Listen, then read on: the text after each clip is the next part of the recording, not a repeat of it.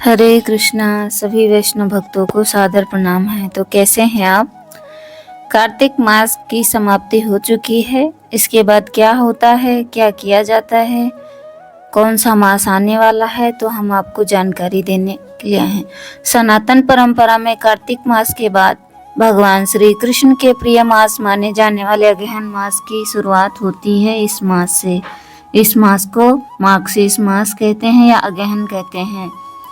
तो भगवान गीता के 10वें अध्याय में कहते हैं कि मासों में मैं मार्गशीर्ष मास हूँ।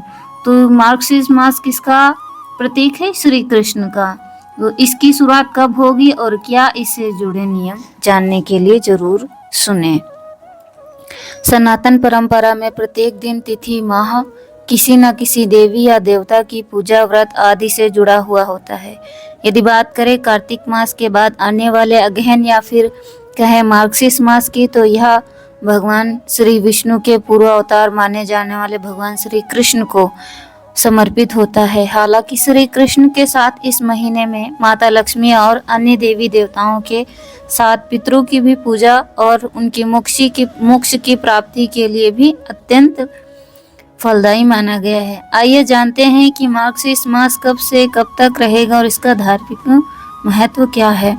पंचांग के अनुसार जिस मास को भगवान श्री कृष्ण स्वयं का प्रतीक बताते हैं और जिसमें की गई पूजा, जप, तप, दान और व्रत करने पर धर्म से लेकर मोक्ष तक की प्राप्ति होती है, उसकी शुरुआत 6 नवंबर यानी कि आज से प्रारंभ हो रहा है। 6 नवंबर से प्रारंभ होने जा रहा है, बृहस्पतिवार से, यानी कि आज। यह 4 दिसंबर तक रहेगा। 4 दिसंबर 2025 को समाप्त होगा। इसके ठीक अगले दिन 5 दिसंबर शुक्रवार यानी पौष मास की शुरुआत होगी। अगहन को क्यों कहते हैं मार्गशीर्ष मास? ज्योतिष के अनुसार अगहन मास का संबंध 27 नक्षत्रों से एक मृगशिरा नक्षत्र में से है।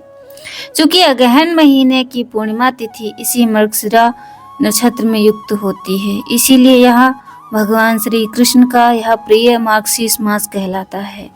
तो जो भी श्री कृष्ण को प्रिय है वही कार्य करने चाहिए, जैसे कि गीता का अध्ययन, अधिक से अधिक हरि नाम जाप। पौराणिक मान्यताओं के अनुसार भगवान श्री कृष्ण ने स्वयं भगवत गीता में अगहन मास की महत्ता को बताते हुए कहा है कि मासा नाम मार्गशीर्षम, अर्थात मैं महीनों में मार्गशीर्ष हूँ। यही कारण है कि इस मास में श्री कृष्ण की विशेष साधना और आराधना की जाती है। मार्गशीर्ष मास में श्री कृष्ण के साथ माता लक्ष्मी, तुलसी माता और भगवान विष्णु की पूजा करना बेहद शुभ और फलदायी माना जाता है। मार्गशीर्ष मास में स्नान और दान का बहुत ज़्यादा महत्व माना गया है।